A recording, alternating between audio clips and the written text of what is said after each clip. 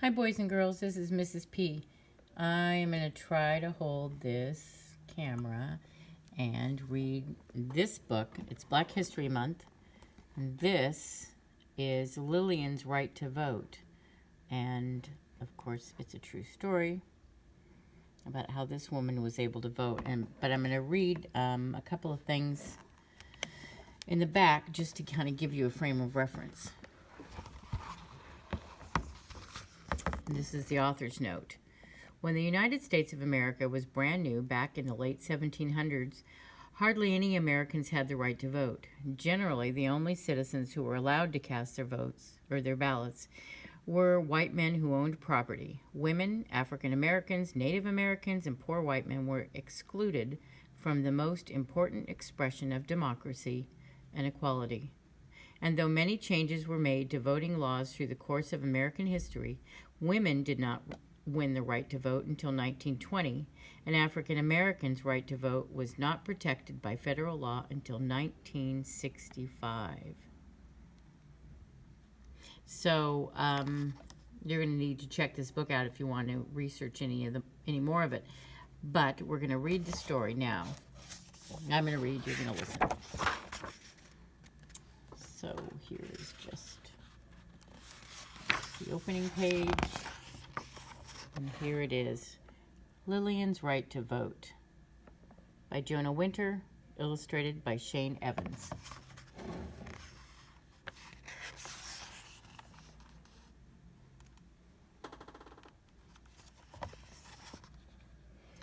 A very old woman stands at the bottom of a very steep hill. It's voting day. She's an American, and by God, she is going to vote. Lillian is her name.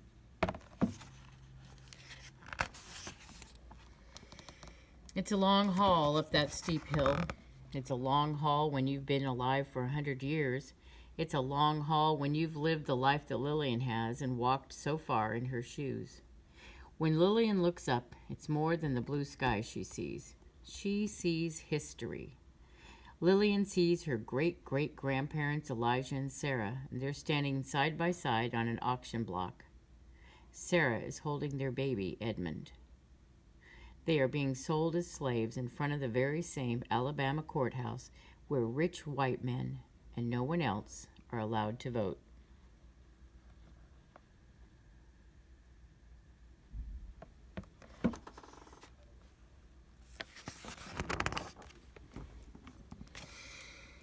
Lillian starts her slow climb. Though the sun shines brightly, Lillian sees a dark time from years long past. She sees her great-grandpa Edmund, now grown. He is owned by another man, forced to pick cotton from daybreak to nightfall, right here in this country where it is written that all men are created equal. He sure doesn't have the right to vote. In fact, he doesn't have the right to do much at all until after the Civil War, which will end slavery. And see, she's walking. And I think she's remembering all this. Because to be able to vote was something that didn't happen. It didn't come easily. As Lillian inches up the hill, past one neighbor's house and then the next, she sees her great-grandpa Edmund on his way to vote for the first time, thanks to a law that was passed in 1870.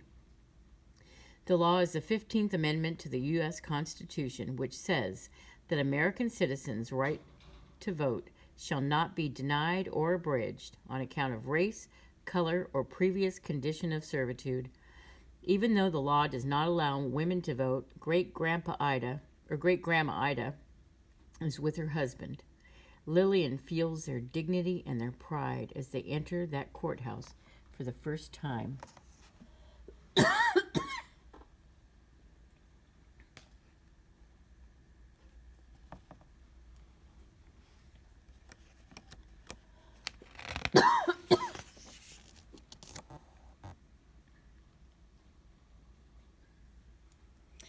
But as Lillian continues and the hill gets steeper, my, but that hill is steep, she sees what happens just 20 years later right here in Alabama. There's her Grandpa Isaac at the courthouse being charged a poll tax to vote. A tax He doesn't have the money to pay. So much for that 15th Amendment. So much for Grandpa Isaac's right to vote. And that's what you're looking at when I showed you this picture.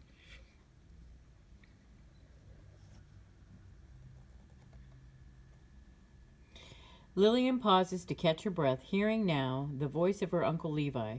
He is telling about those tests that he was forced to take when he tried to vote, and about the sneer on the registrar's face when he asked, "How many bubbles are in a bar of soap?" Her uncle's lips go tight as he recalls being asked to name all 67 judges in the state of Alabama and being turned away when he failed to answer such questions.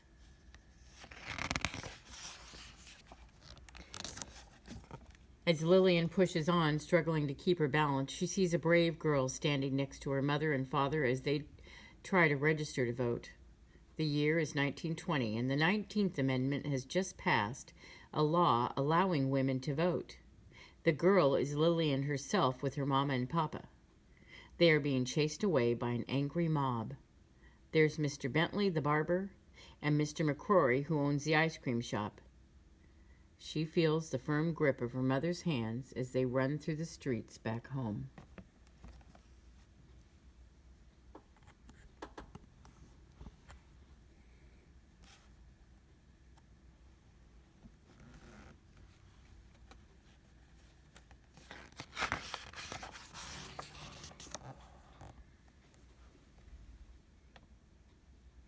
And though today the birds are singing and people are smiling, Lillian sees in vivid orange and brilliant red the cross burning on the lawn of her girlhood home, set aflame by the same angry mob, just because her parents want to vote. This is something she will always see. And what they mean is she will always remember that.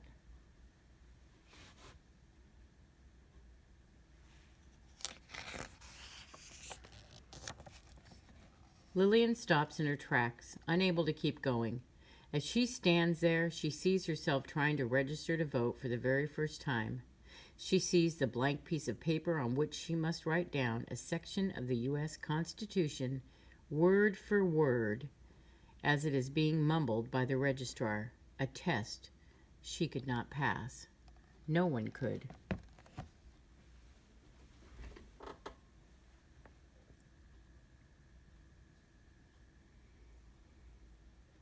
"Are you going to vote?" she asks a young man who passes her on her route. "Yes, ma'am," he answers. "You better," she says, and she means it. For Lillian sees the funeral procession for a man named Jimmy Lee Jackson, a 26-year-old, shot by a policeman over nothing more than taking part in a peaceful protest. It is March 1965. And all he'd wanted was justice and the right to vote.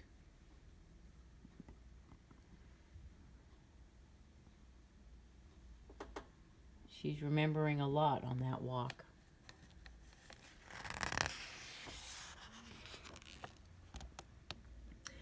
Looking up to the top of the hill, Lillian wonders how she'll ever make it. It looks so far, and she's so tired.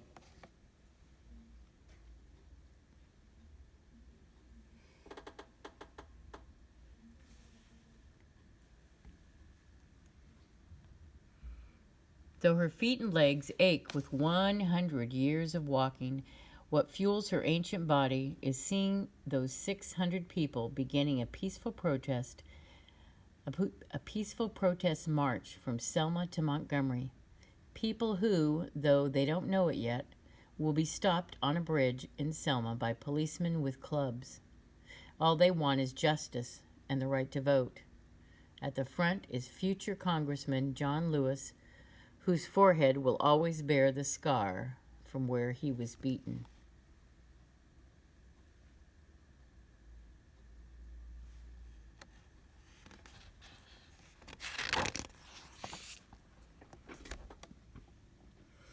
As long as Lillian still has a pulse, she is going to vote, and so she keeps on climbing, keeps on seeing, this time the second march from Selma.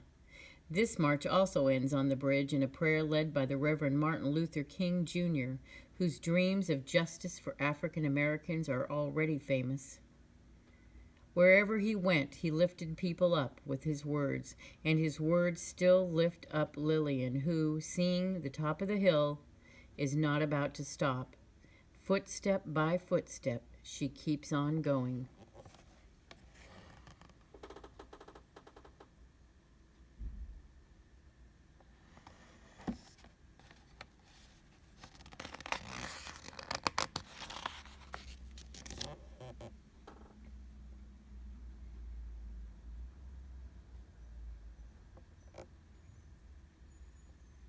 Just as the marchers from Selma to Montgomery keep on going through the cold and the rain, finally making it all the way to Montgomery on their third march, she sees them all: Martin Luther King, John Lewis, rabbis, priests, and 25,000 others. Lillian is there. She can still hear Reverend King asking how long they would have to wait for justice. She can still feel the power of his voice when he says, "Not long."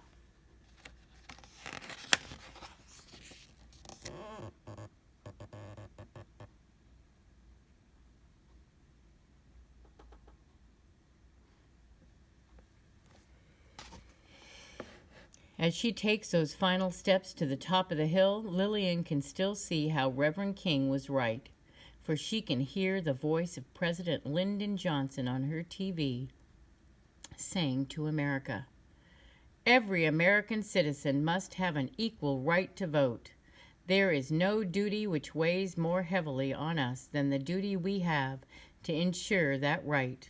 All of us must overcome the crippling legacy of bigotry and injustice, and we shall overcome." Before Lillian walks through the doors of the building where you better believe she will vote, she looks up and she sees the same blue sky, brighter than any sky she's ever seen, that she saw on August 6, 1965. That was the day President Johnson signed the Voting Rights Act, the one law protecting all Americans' right to vote. In every state and every town, the one law protecting Lillian as a full-fledged citizen of the United States.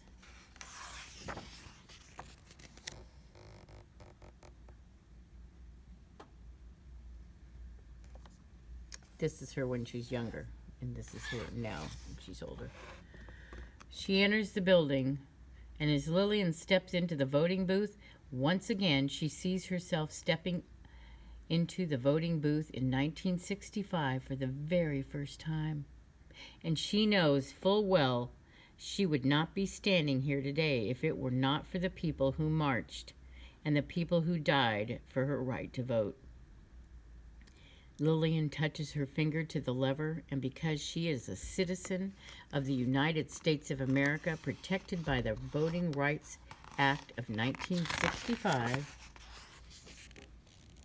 Lillian pushes the lever, and Lillian votes.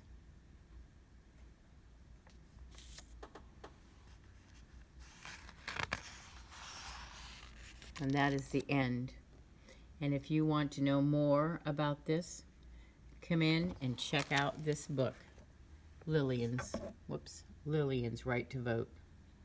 This is our history.